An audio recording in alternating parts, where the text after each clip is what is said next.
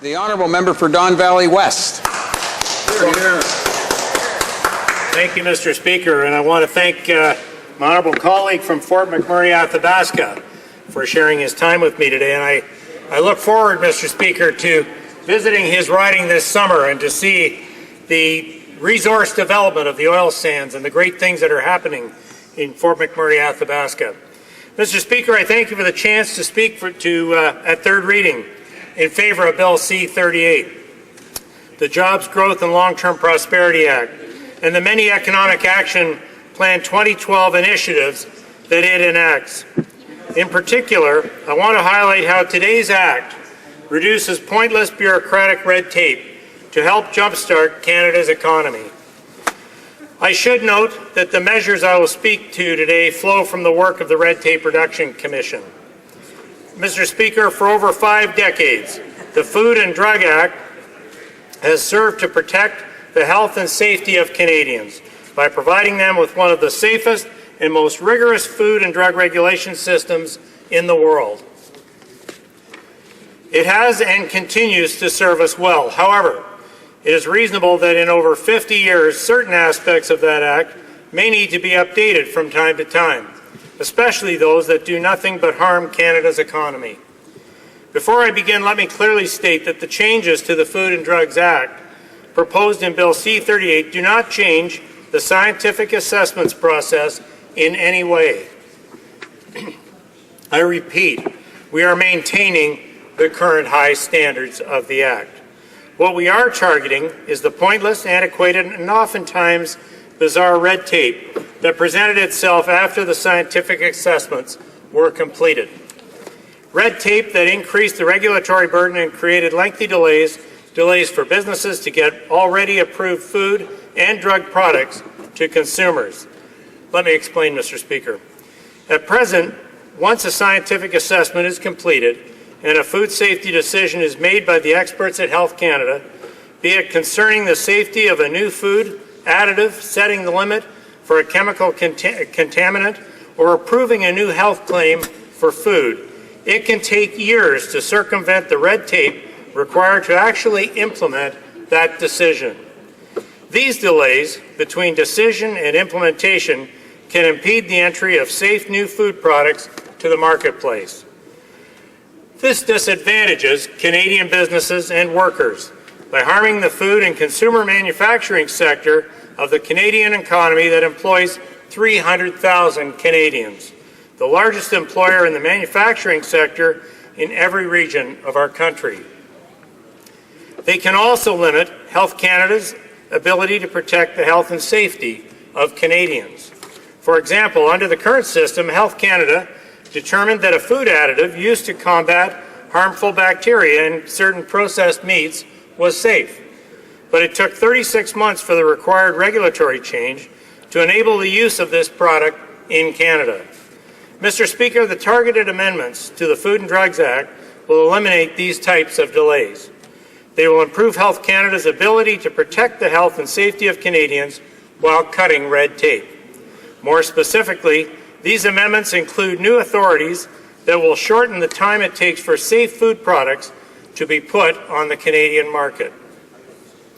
Streamlining the regulatory process will significantly reduce the approval time for food additives. These new regulatory tools are marketing authorizations and incorporation by reference. I should note that these amendments have received widespread support. The Food and Consumer Products of Canada has voiced its strong support, saying, and I quote, "This legislation will give Canadians access to the new and innovative products that they are demanding, protect product safety, and help our manufacturing sector grow. We strongly support the federal government's move to address these regulatory delays. This will bring Canadians more of the products that they have been asking for, support innovation and jobs in our sector, and uphold Canada's exemplary safety standards," end of quote. The Retail Council of Canada has also added its voice of support, saying, and I quote, "These amendments will reduce delays and red tape while maintaining the highest level of food safety in Canada. In the past, Health Canada would have to seek a regulatory amendment each time a new use was requested for a food additive that the department had already deemed to be safe. This process could take years.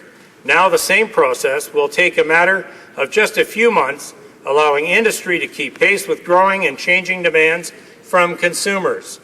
They also demonstrate the government's ongoing commitment to do away with red tape." End of quote. The Western Canadian Wheat Growers Association has also noted that the changes, quote, "support efforts to reduce regulation and simplify the process by which new products can come to market." End of quote. Bill C-38 also proposes amendments to reduce the regulatory burden associated with managing Canadians' access to safe, approved drugs. These changes will give Canadians a more responsive drug safety system. As the Red Tape Reduction Commission reported, the current process is burdensome. Mr. Speaker, let me take a minute to illustrate exactly what these amendments will and will not do. Currently, for instance, once Health Canada scientists make a decision, the process used to make a simple regulatory change to remove that drug from Schedule F of the Food and Drug Regulations can take years. That's right, years. Implementing a decision to change a drug status from prescription to over-the-counter can be delayed by as much as 24 months after the scientific review. What does this delay between decision and implementation mean? It means a great deal to Canadians and their healthcare system. Delaying timely access to effective and affordable treatments costs the healthcare system money. It also costs Canadians. Under the current system, they must continue to take time off work, go see their doctor, get a written prescription, and then fill it at the pharmacy, long after Health Canada's scientists have determined that a particular drug is safe and effective for over-the-counter use. I should note that the science used to assign prescription status will not change at all. As is the case today, the scientific criteria, together with the new process for making changes to the web-based list, will continue to be regulated. Without a doubt, this portion of Bill C-38 will help replace costly and outdated red tape around drug prescription status.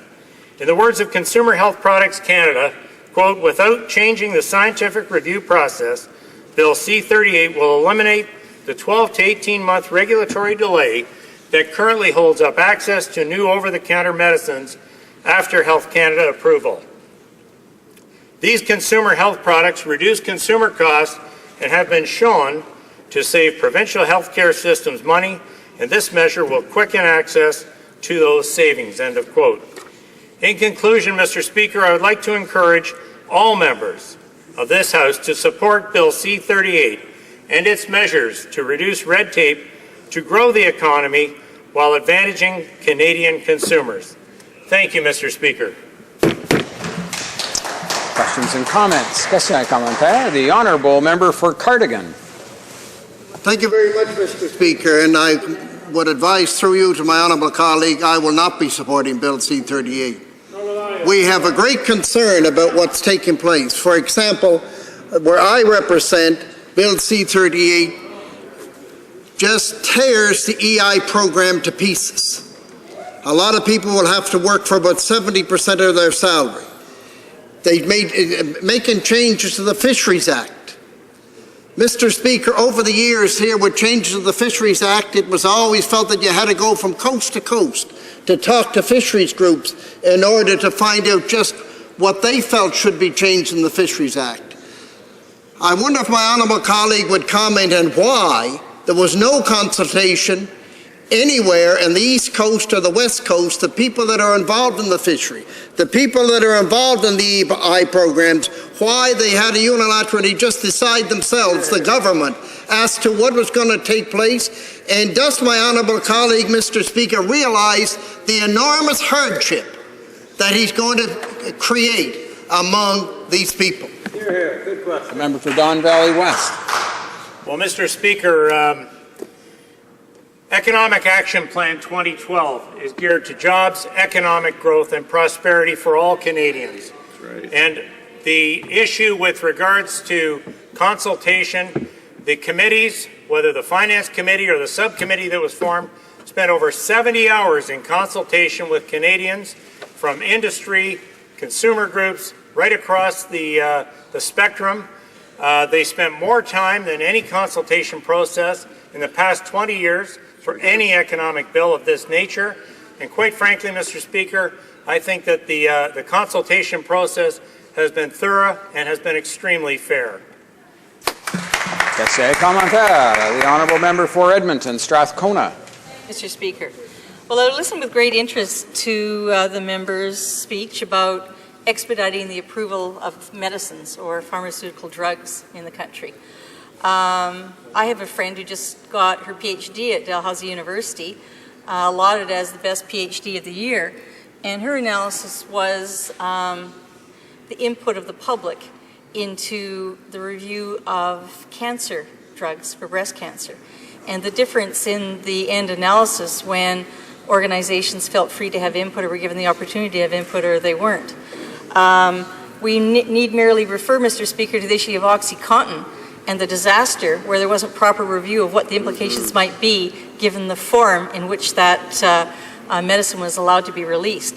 So I'm giving the opportunity of the member to perhaps rethink whether or not it makes sense always to short-circuit and fast-track the approval of drugs.